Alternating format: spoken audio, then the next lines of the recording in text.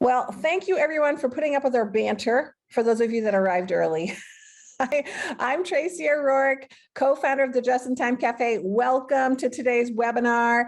If you have never been to the cafe before, you are in for a treat. I am very excited about today's session, mostly because we are featuring the amazing Jennifer Ayers. How are you today, Jennifer? I am doing fabulous and so excited to be here. Me too. I think the title of your webinar, The Ninth Invisible Waste, How You Show Up Matters, caught a lot of attention. We actually had to expand the number of people that could come to this webinar. So that's exciting as well. So Jennifer, you are the Executive Director for Northwest High Performance Enterprise Consortium. It's also known as Northwest HPEC. So it's a community of lean practitioners in the Pacific Northwest, but tell us a little bit about what HPEC does, Jennifer. Yeah, so what we do is we help members create a culture of continuous improvement through shared learning experiences. So we get together and hang out, we network, we benchmark, we've got different classes that we offer sometime, but a lot of it is just creating a community where people can learn and share and grow together. So A lot of our community members are here today, so thank you. A lot of them are, or at least originally, they were, their faces were shown because a lot of our HPEC events, people are really good at showing their faces. Very nice. And you're welcome to show your face today. Thank you so much. So you are the director. You promote the vision, the mission, the purpose of the consortium. You do the planning and the organizing for those learning experiences, opportunities for benchmarking, sharing best practices. You do a lot. I'm sure that you're one of the reasons why HPEC is so popular. I think there's many of us on this call that would agree with that. Thank you, Tracy. Okay, so why don't we go ahead and get started? A few housekeeping notes before we begin. If you have been to one of our webinars before, we're going to do it a little different today. We've got a different format. We've only got 4 slides today, and we're using a solid in-person tool, a flip chart. What? I know, you're going to get to see how we use the flip chart in just a moment. You can ask any questions at any time by entering them in the chat window. If you want to be on video, you're welcome. We love to see smiling faces, but please stay on mute unless you're going to want to participate or speak so that we can minimize noise. And again, this session is going to be available for free on the Just in Time Cafe website. And we generally post all of those by Monday of the following week. Okay, so let's first start off. I think everybody's saying where they're from in the chat window. We've got a lot of familiar faces, which I love to see. First of all, welcome Ola Dimeji. Yes, I had to get him to tell me how to say that. Wendy from Cleveland, thank you for coming. Brian, I think you're now in Missouri. Kelson, good morning to you. We've got Gina from Southern California. Larry from San Diego, very nice. Bella from the Philly area, thank you. And of course, Gemma from the UK, woohoo! Michelle from Michigan, John from Canada, who knows a lot about the Gulf Islands. Thank you for that. Hugh, welcome. Also, we got a lot of Canadians. We got some more people that need to be muted, I think. Okay, and Vancouver, Washington, Kathy from Indiana, Aaron from New Mexico. Let's see here. We should probably mute people as they come on, but I think that's part of not having the webinar style. That's okay. All right, we got a couple more messages. We got Portland, Oregon, Des Moines, Iowa, Santa Barbara, Alejandra from Santa Barbara, welcome. Tiffany from Portland, very nice. We got lots of people coming to this. So thank you for attending. I just want to give you a couple of announcements really quickly before we continue. And that is, don't forget to register in advance for our next webinar featuring Rebecca Snelling. This webinar will be about building teams, being intentional and getting better results. Hopefully, all of us have been on a great project team delivering great results, but have you also experienced participating on a struggling or dysfunctional team and then getting disappointed with the results? So the issue is, all too often, we are thrown together with some hope that a team works effectively together. But when teams are built intentionally and align around how to work together, productivity, efficiency, results, and fun improves. So that's what this next webinar is going to be about. So don't miss this one by Executive Leadership Coach Rebecca Snelling. And last but not least, don't forget to listen in. We just released our latest podcast, episode number 80. The highlight is our interview with business consultant Thomas Bertels. He is hilarious. Thomas is the host of Work Matters podcast, and he's developed a way to address the big quit with a novel problem-solving approach. We also feature an app called Idea Boards, if you've never heard of that. As a matter of fact, I think I heard about that from Jennifer. And we do ask the community to chime in on navigating what we call the messy middle of process improvement. So tune in for more crowdsourced wisdom from the cafe community. All right, those are the ends of the announcements. And so I'm going to turn it over now to the one we are all here to see, Jennifer Ayers.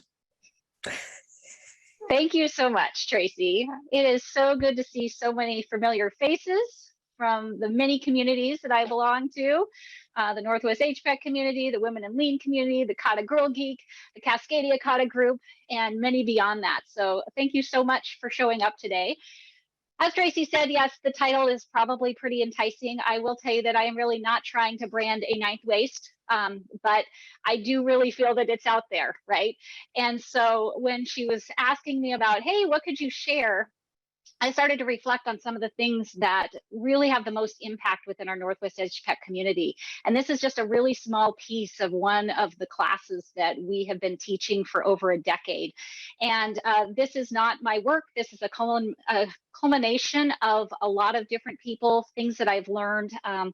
This really all started for me. I learned this from Dan Miller, who is a organizational behavioral expert and transforms. And a lot of this came from him. We've got a facilitator who has taken over for him, Carrie Pensa, who has just continued this work. But I'm one of these people that I hear a concept and I'm like, okay, that's really good. And then the next thing you know, I'll read something in a book or an art. I'm like, oh, wow, this connects too. And then, the deeper I get, I see, all of the interconnectivity. So what I'm trying to do today is bring some of that to light today. And one of the reasons that I wanted all of you here in meeting format versus webinar format is because I feel that the collective we is a lot smarter than the I standing here in front of you, right? And so you guys have a lot of wisdom that you're also going to be able to share with me. So I do hope to see many of your faces and hope to encourage you to turn on your cameras so that we can see you and be part of a community over this next hour, and also chime in. So there's going to be some opportunities for engagement right here. So, all right, so we're all working in organizations where we're striving to create a culture of continuous improvement. And there's a lot of things that we can do on the way to get there. And I'm specifically, though, going to talk about the invisible waste that's in a lot of our environments, because we all hear about the 8 wastes. We all go after, okay, let's reduce our inventory, let's reduce motion. But things that we don't see happening around us is the emotional waste that happens. And for me, this shows up when drama happens. And so I want to introduce this concept to you of drama and emotional waste. I want to start with, before we dive really into the drama piece, is really understanding ourselves and how we show up. So we're going to go through and set some foundations, and then we'll dive into the drama triangle model. And drama shows up in a lot of different forms. And so we're really going to more talk about the first person drama, not the third person drama, when we're totally gossiping about the person that just did something totally annoying, right? Well, we'll touch on that a little bit, but I want to help create some awareness of what's going on and give you some tools to recognize it and help yourself get out of drama and then influence those around you. So if you want, I don't know if you want to spotlight my video, or if for people who don't use Zoom a lot, if you go into the top right-hand corner, there's a view button, then you can put it on speaker. And so then you'll be able to see me a little bit bigger, because I'm going to step back to the old-fashioned whiteboard, folks. All right. So this is where we get interaction and participation, because you guys have some fabulous answers that I want to draw out from you. Okay. All right. So let me give you a scenario, right? So You're running late to work. Let's pretend we're going into the office. I know some of you do that more than the others. So let's at least, if we need to, take our brains back 2 years, right? All right. It's been a hectic morning. We're running in. We've got a really important meeting that we're going to facilitate. You walk into the room. The tables are all pushed against the wall. The chairs are scattered everywhere, and there's stuff all over the whiteboard. You've got 10 minutes before everybody's going to show up for your session. What are you saying to yourself? What are you saying out loud, and what are you thinking? What are you seeing? What are you saying and thinking right now when you walk into that room? Who did this? Who did this? I love it. And it's probably a capital this, right? Yeah. Or it's what the Okay. heck? What the heck? What the heck? And Bella said, not again. Ah, you've seen this before, huh? Or you just go right to blaming. I'm going to kill Scott. Okay, there we go. Or it's the, are you kidding me? Okay, we're not going to use the word kill because there's a lot of hostility around things like that right now. Okay, so that might be what we were thinking, but I'm going I'm going to get him. Okay, so what was that other one? Are you kidding me? Are you kidding me? Yes. And seriously. And I would never do that. And facilities missed the order again. Okay, these are great. Or you just say, what the hell just happened? Uh-huh. Yeah. What can I do now? How do I prevent this from happening again? Oh my goodness, somebody's turning the tables on us. What can we learn Brandon. from this? Brandon Okay. from out of nowhere. Brandon might be familiar with some of this stuff. Okay. What about, let me give you another situation here, right? So we're in the end of a 2-hour meeting. It's 5 o'clock. You just want to get out of there. And the project manager in the meeting says, okay, we've got this we still need to handle. Who's going to take this task? What are you seeing or hearing? My mind is saying no way. My mouth is saying, oh, okay. Or you might be hearing crickets. Okay. Collective sigh.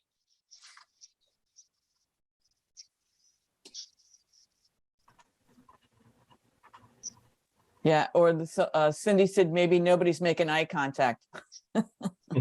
Ah, no, that's what, yeah. So I'm not very good at drawing, so I need some more lessons from Gemma, but these are, what are we seeing? There's some eyeglasses and that's an ear. So, So I'm thinking, I've got a really good reason for not putting my hand up, but what's wrong with the rest of these people? yeah, yeah, yeah. Oh, that's good. So okay, I've got a great reason.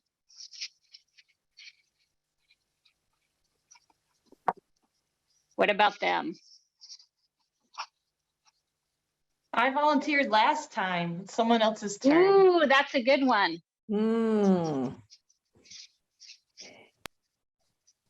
Rachel is Someone- tapping her nose. Kathy Lee is making an eye roll. Okay, we got eye roll. So there's a lot of great things going on here. Okay, what about on the home front? How many of you have kids? Enough of you? Okay. Mhm. You walk in from a busy day at work, you go into the TV room and there's popcorn spilled everywhere, right? They're both sitting there. You're like, what happened? What's the response you're going to hear? Not me. Not me. Didn't do it. No response. They're on their phones. There we go. That too. Anybody try and blame it? What do you mean? What happened? That's a good one, Rachel. We've got a lot of he did it. And then we've got, okay, mom. Right. Right. Sometimes, oh, the dog came in and knocked it over, So once again, so in these examples here, Is it a natural tendency to move toward personal responsibility or away from? Away. So true, right? It's always about like, you know, oops, I'm going to hide from it. I'm going to point a finger of it. I'm going to get upset about it, right? And so I think we hear a lot. You've probably heard this in some sort of a leadership training, you know, where they're like, you know, point to yourself, you know, and there's the t-shirt is, you know, I am the culture, right? And so what we need to do then is have a little bit more awareness of how we are showing up in situations, because it does start with us, right? And I wasn't able to see who was talking. Someone was actually giving some really good comments, right? They were kind of flipping the switch with how we were responding. You know, how could I help the situation, right? Now this could turn out to be the entire disaster, but let me try this. Props, folks. Okay. Except for I need it to stop dinging. Okay, there we go. All right. So what happens if I take this and I hit this outside edge here? So we're hearing this pipe, right? Is that the only pipe we're hearing?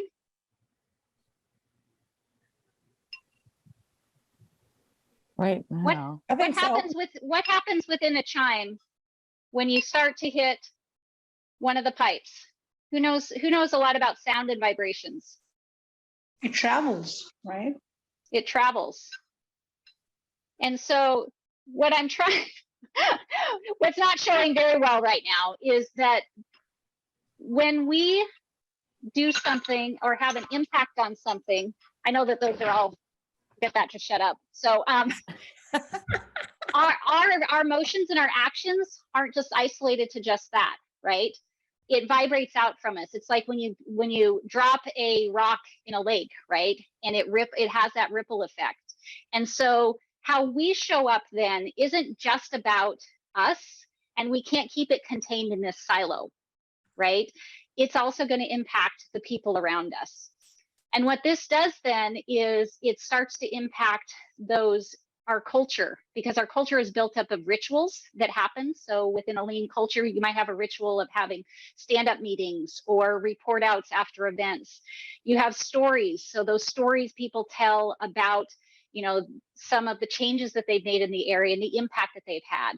Different practices are in place. You might have standard work to ensure that you're keeping things standardized, your quality is high. But then there's also individual actions. And those individual actions are 100% controlled by what you do and how you show up.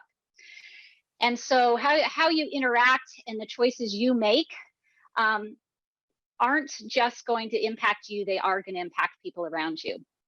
And so what we need to do is talk about how we take accountability for ourselves and how that then also vibrates out and impacts others. So if you guys told me that personal responsibility is something that we more naturally move toward versus away from, because that is our default. And I have a video that I've got a couple of scenarios here that I'd like to show and share with you to help give a little bit more ideas, or a little bit more of a visual behind that. That sounds good. What I'm going to do is, while you're doing that, Jennifer, I'm going to ask everybody to put on mute so that we don't, it doesn't go over the video. Is there sound in the video, Jennifer? There's some slight sound, yes. Okay. So yes. If everybody goes on mute, that would help. Yeah. So in the scenarios that we just talked about here, there wasn't a lot of people who were actually taking responsibility for themselves, right? And their own actions. And so this is a really great demonstration that I like to do. If we were in person, I'd hand out chopsticks to all of you. This is something fun that you can do with your groups or even with your family members. So my kids are, as you'll see, they are very familiar with the chopstick exercise. But since my dog is the only one at home and his dexterity and his paws is not going very well, I actually got 2 teenagers to play along. So, all right, let me get the screen showing. Everything good there? Okay. So right here, we're going to demonstrate what happens when we don't take 100% responsibility in our life. Maybe. The name of the game is personal responsibility. The goal is to keep the chopsticks in the air. What I'd like you to do in round 1 is take less than 100% responsibility. That was pretty quick. 2 teenagers, you tell them not to take any responsibility, what happens? That's what they Everything- know. Everything drops, right? Like, not me, right? So that's one example of what can happen when you say, okay, don't take any responsibility. 2 teenagers are definitely going to just back away, right? What else do you see when you're like, hey, let's take less than 100% of your responsibility? What else could play out here with this chopstick? Anybody else maybe try and hold up some of the weight? Like somebody backs up and you're, oh no, I just can't. I don't want it to drop, right? And so we can fall into that trap as well when we're not taking 100% responsibility. So let's look at another scenario. The name of the game is personal. Oops, that one's been played. There we go. Okay, round 2. I need both of you to give more than 100%. Go.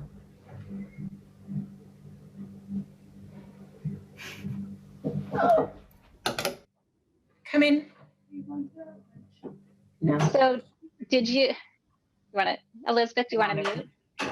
Oh, sorry. So what I love, who heard, I know it was soft. What happened at the very end there? What did my daughter do? She gave up or she got overpowered. Did you hear Whatever her you say, wanna ouch? She's like, ow, right? Right? And so when you're forcing and you're trying to do more than what you need to take, and other people might be pushing back against you, right? That can also form a little bit of tension in the relationship. When you do this in person, sometimes you'll ask people to look at their fingertips, and there's actually indentations in it, right? Yeah, And your so son what looks pretty happy. yeah, he's like, I just want, right? You know, and so we wind up kind of pushing on each other and taking a little bit more effort there. Okay, so let's do the third round. Okay, repeat after me. The name of the game is personal responsibility. The name of the game is personal responsibility. The goal is to keep the chopsticks in the air. The goal is to keep the chopsticks in the air.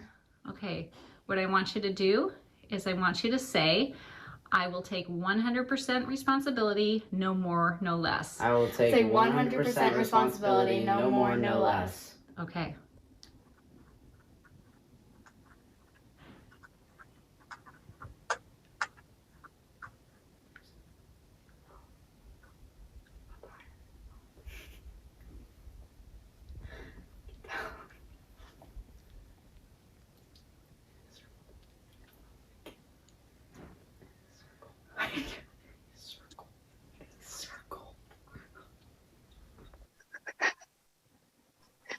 Okay, thank you, my children. If I would have told them that I was going to make them TikTok stars, they wouldn't have done it. But if I told them it was going to be for a webinar, and they're like, yeah, a whole bunch of old people are going to watch it, and they have no idea who I am. So anyhow, so let's debrief this third one. What happened when they both took responsibility for their actions? What did we see unfold there? They could be really creative and move the sticks into a lot of different positions. Yeah, I thought that was, yeah, they didn't drop them, right? They look like they're having They fun. did a great job. And they were having fun while they took the responsibility. They were still having fun rather than complaining about it, which is great. Mm-hmm. They're really flexible. They These are were all great. communicating. They were, right? Yeah. He started with his eyes, right? Could you see him bearing down on her, like, we're going to do something, or are you going to follow? And then he finally like, oh, that's not going to work. So I guess I better speak up, right? So speaking his clear intentions there. What's really fun is you get a room full of 70 people, and you've got some people who have no creativity at all, and they just like sit there and like, oh, look, they're not going anywhere. But all of a sudden, one person will take off, and you saw them kind of do the circle thing. I've seen people dance around, you know, they'll do like over and under, you know, like, oh, we're gonna build a bridge, right? And you go under it. So it's just really amazing to watch what happens there. And so in the first situation, what we were really seeing is that people were more focused on the I. And so they were, it's just like, not me, right? That's what we saw behind us on this flip chart. A lot of your responses were the, you know, not me.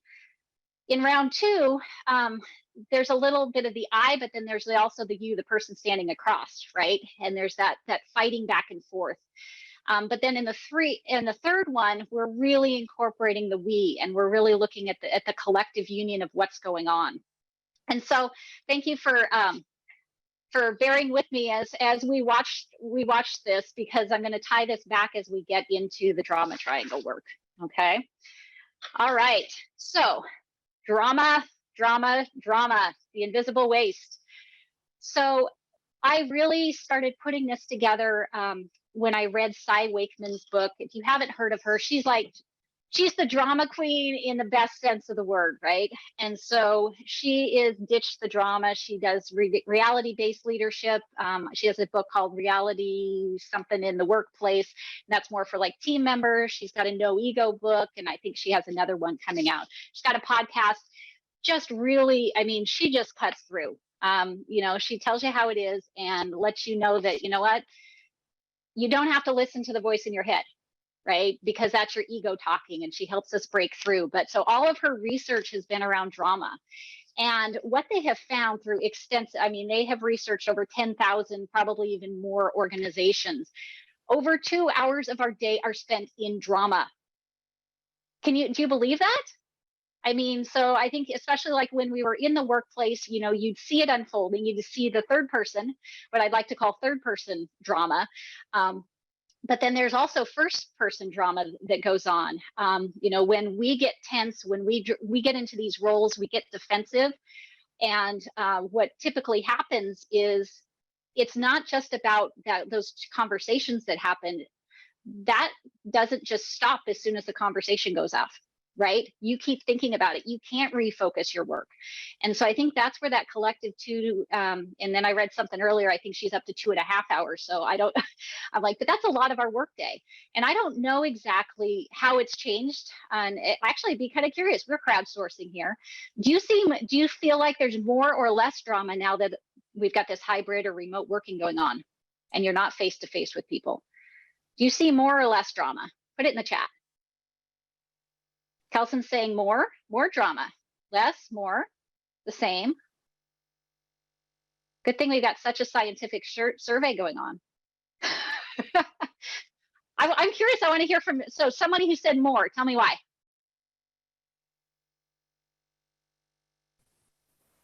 I didn't say more, but I would have.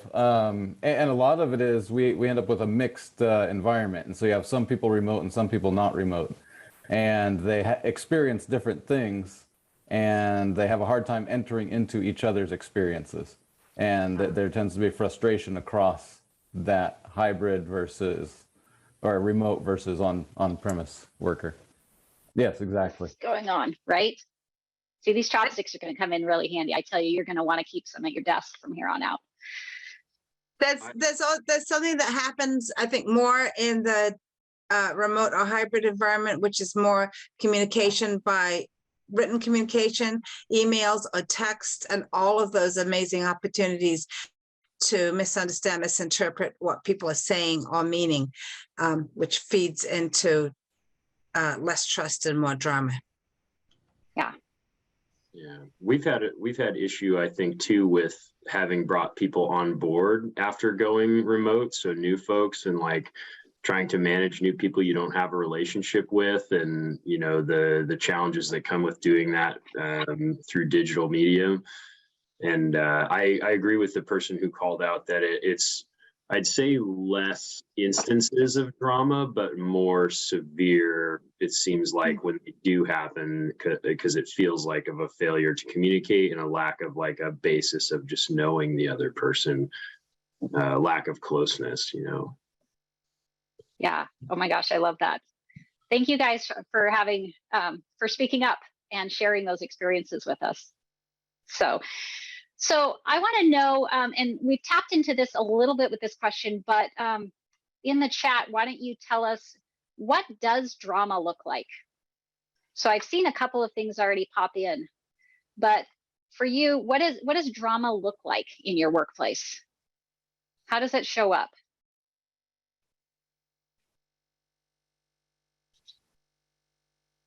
People withholding information, disrespecting one another's thoughts or opinions, miscommunication, avoidance, snippy comments, tension in meetings, passive aggressive chains of emails. Look at this. This isn't invisible waste at all. You guys are seeing it everywhere. You might just not be thinking about it, right? Gossip in the hallway, fear of being misunderstood, eye rolls. All right. All right, so what I want to do next then is introduce you to Steve Cartman's drama triangle. So this is my one slide with animation. So there's a little bit more than one here, but oops. All right, so can you see that? You can see the drama triangle? All right, drama triangle, like those little childhood little puzzles you had to do, right? All right, so you guys have explained a lot of things that you see in the workplace when drama happens. And I've heard a couple of you touch on these things as well. But we need to remember that when we are in drama, we have less creativity, we have less intuition, and our genius, like we're not as smart, right? Our brain has been hijacked to work on something else. And so what this is really doing is reducing the productivity and the efficiencies and the morale within your workplace, right? And that's what fuels a high performance enterprise. So let's talk about the roles, because each of you play one or more roles in the drama triangle. Okay, so the first role that I want to talk about is the victim. Poor me, life's so unfair. You know, there's a lot of judgment kind of inward, and they try and weasel out of things. You probably might have someone you work with who's always playing the victim. Do you like working with the victim? Like, how often do you like, hey, you know, let's work together on this, or oh, I want to give this person an assignment. What do you typically wind up doing? Maybe taking it on yourself, right? People don't really like to work with the victims because they're those whiny people. They feel like everything's done to them and they have no power, right? They're also, why they like it is they're kind of this magnet, because then people want to swoop in and help them, right? And it's really just like, let me take this because there's no way I want to spend any more time with you, right? So I experienced that the other night. Needed the kids to do some yard work. One was in a good mood, one was in a bad mood. As soon as the one in a good mood noticed the person in the bad mood, she's like, I will do all the work. There's no way I'm going to work with her, right? And so that shows up, that happens all the time. The other role that we can play is the persecutor, right? So this is that bully. This is the person who you're like, oh my gosh, don't let them find out I did something wrong. It can also show up as a micromanager, which is kind of a little bit more transparent. But that persecutor, in a micromanager sense, you can start to belittle people, right? So the persecutor likes to pass a lot of judgment, a lot of blame on people. It's all about winning and losing. I'm right, you're wrong. How in the world could you do that? They like to have power or control over people in situations. And then the last one is the rescuer. But doesn't this one sound like a great role to have? This is the person with the cape who swoops in. Okay, don't be fooled by that, because it's just like the firefighter, right? Who's an unknown arsonist in your organization who's not getting to the root cause of the problem. What they're doing is they're always willing, oh, don't worry about that, I've got it. They're always after like the big save. They want to fix it. Sometimes they'll also be like, oh, I'm sorry, this is my fault. They kind of, it sounds a little bit like victim, but they actually want to take it on. And so they make it feel like, oh, yes, I've got this. But they typically, you're not going to get to like the root cause of what's going on. Something might be fixed, but really not in a good way. So all of these are dysfunctional roles. So I'd like to know in the chat, where's your natural, where do you naturally show up? In a situation, where do you naturally show up? We should have done a poll on this. I thought about that earlier, but then we were having all of our fun Zoom issues. So yeah, a lot of rescuers, and that's typical.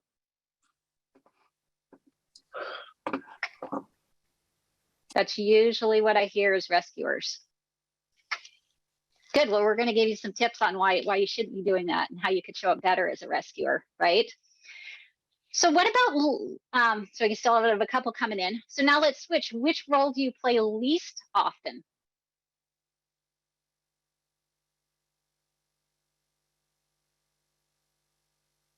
Persecutors, victims. Yeah, after what I said about victim, they're gonna be like, oh yeah, I'm not there. Here's a little hint about what you're thinking when you say that this is kind of where I show up least often. That's probably your trigger, right? Those are the personality types that probably trigger you the most to go into your more dominant. And so what I want to do is give you a little example to show you that we all do this. I bet if you think back over the past 3 hours of your morning before you showed up here to any conversation you had, there was probably hints of the drama triangle present. Okay, so let's say that me and a buddy are co-project managers and we have a big presentation that we have to give in an hour, right? And let's see, I don't want to, there's so many names on this thing. I don't mean to call out anybody, but I'm just going to use the name Rachel. So anyhow, because I think there is an actual, I think Rachel actually showed up today. So Rachel, you're my buddy. So anyhow, so Rachel comes in and I've been waiting in my office anxiously because it's like we have an hour. And so she comes in and I'm like, where's the presentation? Are you done yet? So where am I showing up at that point? Right? I'm the persecutor. Her immediate response is like, oh my gosh, I'm so sorry. You wouldn't believe the morning that I've had. The network went down and people kept calling and I couldn't get off the phone with them and there were some customer issues and I really wanted to get it done, but I've done as much as I want. So where are they sitting? In the victim role, right? So the next thing I do is like, oh, well, let's take a look at it. Where are you at? Oh my goodness, where'd these images come from? Like, this doesn't even correlate to what we're doing. So I'm back in the persecutor role. She then gives some more excuses about not having the time to find things. And so then I immediately come in and say, oh, I know you're busy. I'll just take it. I'll just take it on, right? Just let's sit here. Let me work on it. And so now I've jumped over into the rescuer mode. At that point, Rachel might come to me and say like, you know what? You always do this. Why won't you just tell me what you need and let me get it done, right? So now she's jumped into the persecutor role, right? And so if you kind of reflect back on a conversation you might have had earlier with someone at home, with someone at work, quite possibly you guys have all jumped around in these triangle roles. And what we need to do is get a little bit better at recognizing when we are in these roles. Because what happens is after, I think I'm going to stop share right now. After we have these conversations, so this is what I'd like to call like first person drama, right? So you're in this, you don't really maybe recognize this as drama. This was just a conversation that didn't go where you wanted it to go. But what it's doing though is leaving you feeling with sense of anxiety, sense of frustration, right? Being able to redirect and actually get back to the job at hand. What happens when Rachel leaves my office and heads back towards her desk? What do you think she's going to do in the hallway?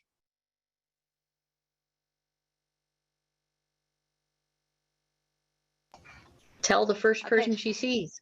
Yes, I saw Tracy doing that too. Okay, so I'm going to call this the glue club, because guess what? When we get emotionally hijacked like this, what we want to do is go and see if we can get everybody on our side. You wouldn't believe how cranky Jennifer is this morning. Do you want to hear what she did? So this is that third person drama where you all of a sudden you're starting to blame others, and you're trying to get as many people on board and sympathizing with you, right? Because you're the victim, right?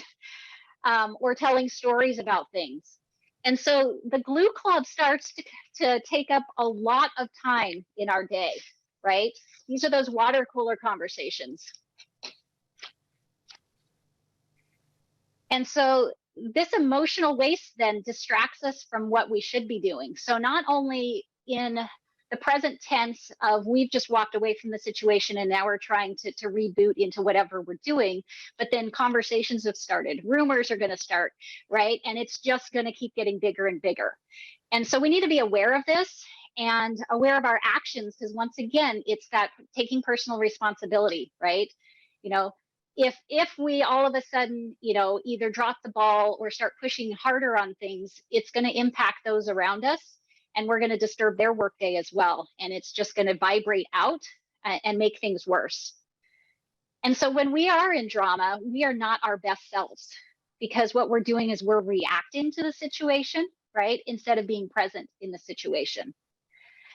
And so I'd like to know from you guys, what tips and tricks do you have for getting out of drama? When you recognize yourself, maybe these roles might be different, new to you, maybe they're similar, or maybe you get sucked into these water cooler conversations about how terrible somebody is, or how somebody didn't do their job right, and you're passing blame and judgment.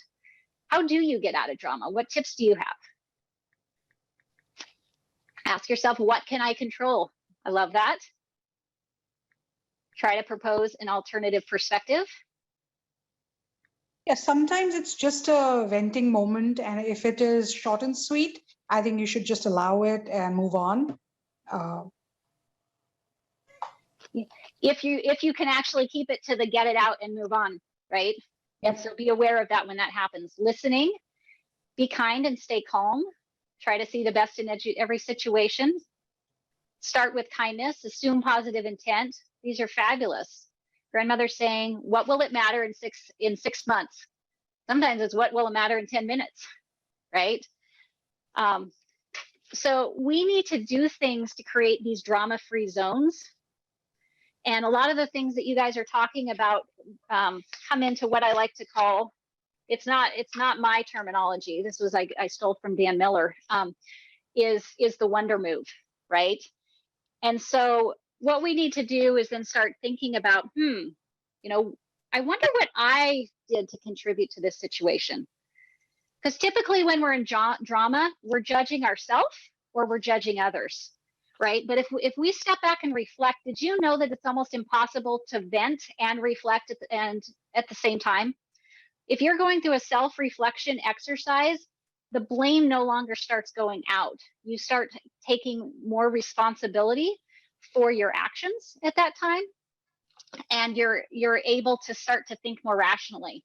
So, you know, if you think about the brain, the prefrontal cortex is really our thinking brain. It helps us problem solve, it helps us rationalize things, right?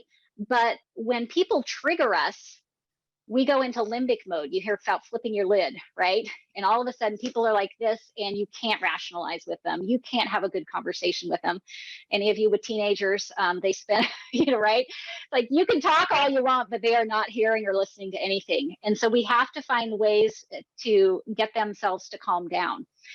And one of the best ways that we can do is breathing exercises, right? Because if we're not getting enough air to, air to our body, lungs, and blood flow to our brains can't come back down and get out of that flight, fright, or freeze. I still can't say it. That's okay. You know what I'm saying. We won't do my tongue twister right now. And so, although that sounds really, really simple, and it is, right? But it's a new pattern or behavior, a way of thinking to be more mindful, so that you're stepping away and you're taking those deep belly breaths. and finding ways to do that to remove yourself from the situation and not get sucked in. One of the, because I think what we all need to realize is that everybody has feelings, right? And we can't control other people's feelings. And you might argue with me on this, but you can't control your own feelings either, right? You can only control how you react to those feelings. So what if I were to tell you that the first 6 people who signed on today, I am taking you all bungee jumping? All right. What is your first reaction? So John is excited. What's that feeling? I'm getting a woohoo. Okay, I'm taking you bungee jumping where you're going to go jump off like 100-foot bridge. What's your response? How are you feeling? Thank God I was late, right? I'm glad I was here. I'm loving it. I love Okay, that. so we all have a different feeling or response. That might be excitement, it might be fear, right? So feeling shows up. How we respond to that feeling, I didn't see anybody start crying yet, right? So some of you can control those feelings and how you're going to outwardly respond, right? And so it's kind of the same thing. That feeling happens, you know, in your body, like you have tense, you know, you being more self-aware of when you do get in a situation. Oh, am I tensing up again? Are my teeth clenching? Am I relaxed? You know, so in good situations, we've got positive responses within our body. In bad situations, there's some sort of tenseness showing up. So we need to be more aware of that. And that's where that breathing then, of course, helps. Because what we want to do is be able to calm ourselves so that we can start rational thinking again and going back and thinking about how we're showing up, how we're resonating, and if we're taking 100% responsibility. So one of the things that we, if you look at the victim role, when you're a victim, you kind of like, you feel like you're back in a corner, right? So if you find yourself, and not many of you did, as a victim, what I'd like you to do is stand up and move forward, stand up, right? Make yourself a little bit bigger. Don't feel like you're being judged, that you're judging yourself, you're being judged and you're off in the corner. Be present, right? Bring yourself up. If you're a persecutor, what are persecutors usually doing? They're getting in your face, right? I want you guys to really stand down, relax your shoulders, right? When you get in that situation, you know, find a way to kind of pull yourself back because you're going to be wanting to move forward. And a rescuer, right, they're always wanting to jump in. So that they also have kind of more this forward motion. It's not as aggressive as a persecutor. But if you're a rescuer, find some way to also pull yourself back and relax yourself in some way, right? So we've got to kind of look at that physiological response, and it helps us then give a more present response and conscious response when we're in that situation. We were in one of our classes once and explaining going through the Wonder Move, and one of the participants raised their hand and they're like, you know what, this is great, but you know, we're all lean folks here.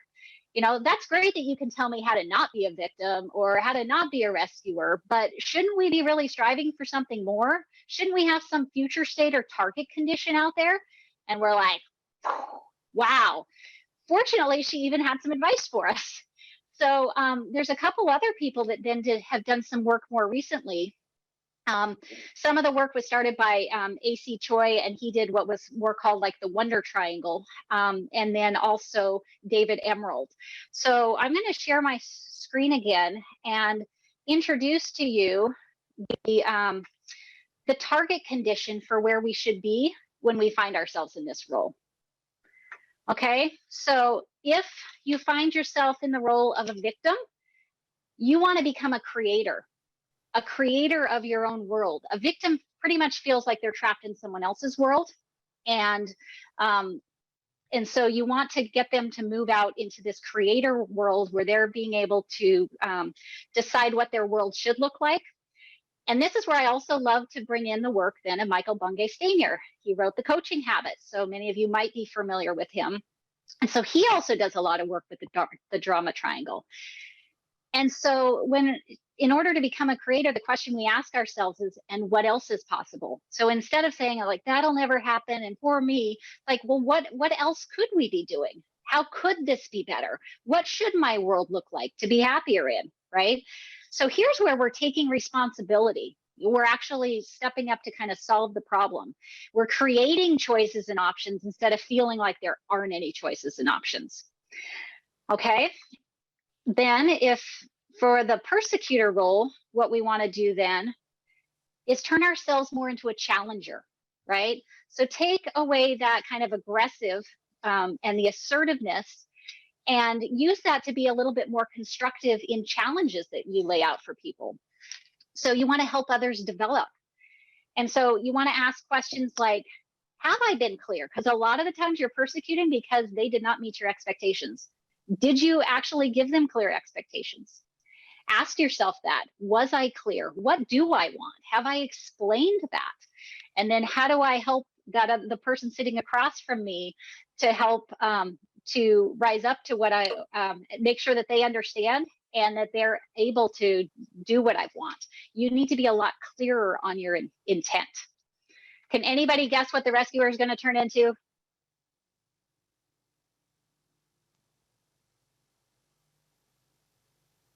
Dun, dun, dun, dun. A coach, right? So when people are in drama, honestly, one of the best things you can do is say, how can I help? Right? The rescuer swoops in and helps no matter whether you want them to or not. So this is a different perspective on this and can work in a lot of these, any of these roles actually, is saying, how can I help? And a lot of you might say, it's like, oh, then I'm just going to get burdened with all this stuff. Guess what? Spoiler alert, you don't have to say yes. But the other spoiler alert is what you had in your mind for helping and what they have in their mind for helping are probably two different things. And what they might need your help on might be totally different. It might not require as much time as you thought. But if you don't ask, how can I help? Then you're not going to understand really where you can play a role and move things forward. So you want to ask things like, you know, what is it that you want from me? You know, where could I provide some assistance? How could I help in this situation? So I love this because now this gives us something to rise above and change into. And so I believe David Emerald calls this the empowerment dynamic, TED, TED, trademarked or something like that. So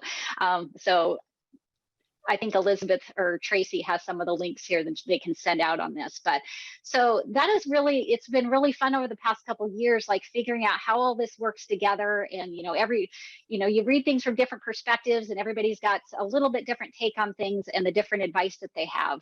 And so that's what I love about this, is giving us some place to move into.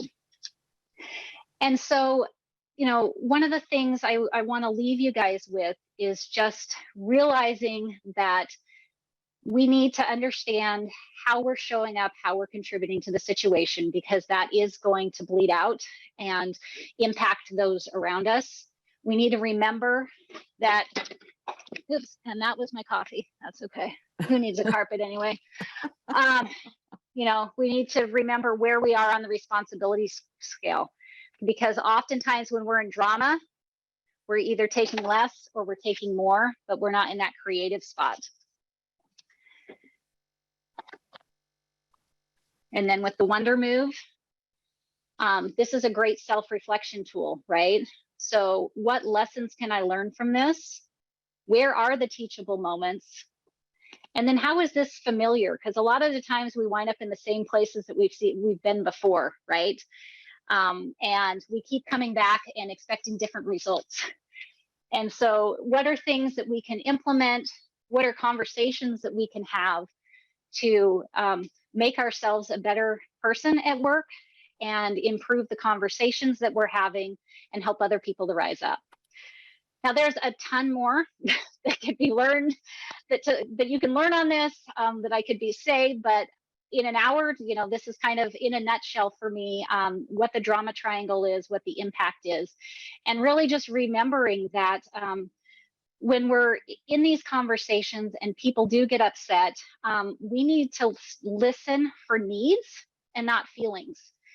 So the ratio I like to use is that needs are 90% and feelings are 10%. So a lot of the times what we're seeing projected from them is there is an unmet need somewhere. And so if we're not fully present, if we're not able to listen, and instead of just persecuting, right? So when Rachel came in and didn't have the presentation ready, instead of me saying, oh my goodness, I can't believe you don't have it, you don't have all the right images, I should have changed into a challenger role, right? And I should have said, wow, you know what? We probably didn't really talk about what we really wanted to present later, and make sure that we were on the same page with this. There were some key things that I wanted to make sure that we were covering. What are some of the things you were? And so instead of just, bashing someone and, trying to be forceful and assertive over them. And then also for Rachel, if she's just like, oh my gosh, I didn't have time, I couldn't find this, she'd be like, ooh, yeah, I couldn't get the images. I didn't have enough time to get the data. Well, what else could we get? We only have an hour. I wonder what we could do to be able to pretty much get the same message across, but with a lot less time. And so by you quickly changing your stance, you're also helping those around you and helping them flip into that other mood as well, to their other role, to their better self. So, all right, I think I'm going to end there. Loved the conversations with you guys. And I want to copy this chat because you guys have just totally enhanced my learning as well along the way. Oh, man. Thank you so much, Jennifer. That was awesome. I just put a bunch of comments in there, and other people are commenting as well. So thank you so much. Loved your virtual presentation skills, DM said. I've learned some new strategies. Yeah. Does anybody have any questions for Jennifer? We have 3 minutes. I have one actually. I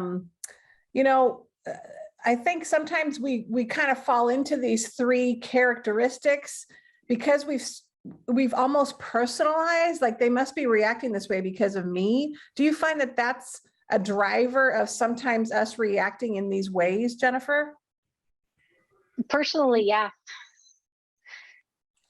Like I hear that a lot with, oh, you're taking it personal, and that they would have reacted that way regardless who was in front of them, right? We think they're reacting to us, but we sometimes have to just take a step back and go, is that really what's happening?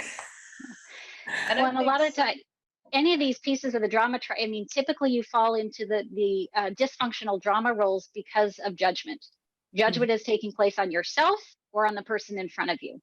Mm-hmm. And so until you can get past judgment and reality and stop believing everything you think, and see what's actually in front of you, you've got kind of this whole distorted reality going on in front of you. Uh-huh. And I think if you haven't cleaned up past conversations, so let's say you had 10 conversations and you're just upset, and you've been in the drama triangle, now the 11th conversation, suddenly everyone's coming out of the blocks as a different person, right? Now the victim's mad and they just lose it, right? And they start saying stuff they never heard them say, and people are like, wow, so-and-so's really mad. I guess we better listen now. And like, gosh, it'd been nice to been listened to 10 times ago. But in order to get your reaction, I have to lose it and play or change one of my roles. And I find that if you don't clean up as you're going, you're just building up to where the drama triangle gets more intense. Mm-hmm. Totally. Yeah. Okay. Well, and selfishly, I'm just also going to say, for those of you in the Portland area, my HPEC members mostly know, but we have not been able to offer, we offered this over 5 sessions over 5 months. There is so much to dive in. This is just a very small piece of it. So hopefully this fall, we're kicking off our in-person events again. So if you want to learn more about this, reach out to me, because these soft skills are just so important, and it's all grounded in being able to show up better and understanding your drama, because otherwise that then bleeds into your ability to lead, your ability to get things done within your organization, your ability to change the culture and get people, really excited and engaged. And when is that next session going to be? I don't know. I'm still waiting for, hopefully we're starting in September. So we hold one day a week, every 3 weeks we'll hold a 1-day event, and then everything just builds on each other, and it's all cards, no PowerPoint. So, I just have a quick question. How do you engage your team in being self-aware and embracing what you just taught us? For me too, it was starting the conversation and giving them the same language. We have to have the same language. We do this in my house too, right? So every once in a while, we'll pick up even a spoon or a fork if this is happening at the dinner table. I will do the V where I will do this to my daughter when she's like a victim, and then I will go like this because she knows that I want her to get out of the victim and into the creator mode. But if you don't have that base language, so it's trying to find a way to get this knowledge out, figure out what pieces of it you want them to know, and then you've got to demonstrate it. So they'll see you showing up differently and be like, what's going on? But you also need to do language. So just like with Lean, which language are you going to adopt? Are you going to talk about glue club? The company I used to work for, we would talk about stop glue clubbing. We could just call it, right? Because we knew what glue clubbing was. And just lastly, do you think it's embraced? Is there a gender that is more inclined to and open to these kind of conversations, or you don't see that? I've seen plenty, like in our classes, it's typically a 50-50 split, and everybody starts engaging in the activities and realizing, because everybody just wants to be a better person, right? If you don't spend your day in drama, you go home happy, right? And then who wants to go home and then have a stupid argument about something silly like the popcorn that's all over the floor, right? So how I respond to the popcorn spilled all over the floor when I come home to my TV room, I'm going to set the tone for the rest of the night, right? And so I think, anybody, whether you're male or female, you want to have better relationships. And that's where this starts. Thank you. Yeah. We've come to the end of the hour, and I appreciate all this incredible work, Jennifer. I was thinking you've got signboards, flip chart, slides, video. You broke the mold, so none of the sessions after this are going to meet the grade. So thank you so much, and all the rest of you for participating.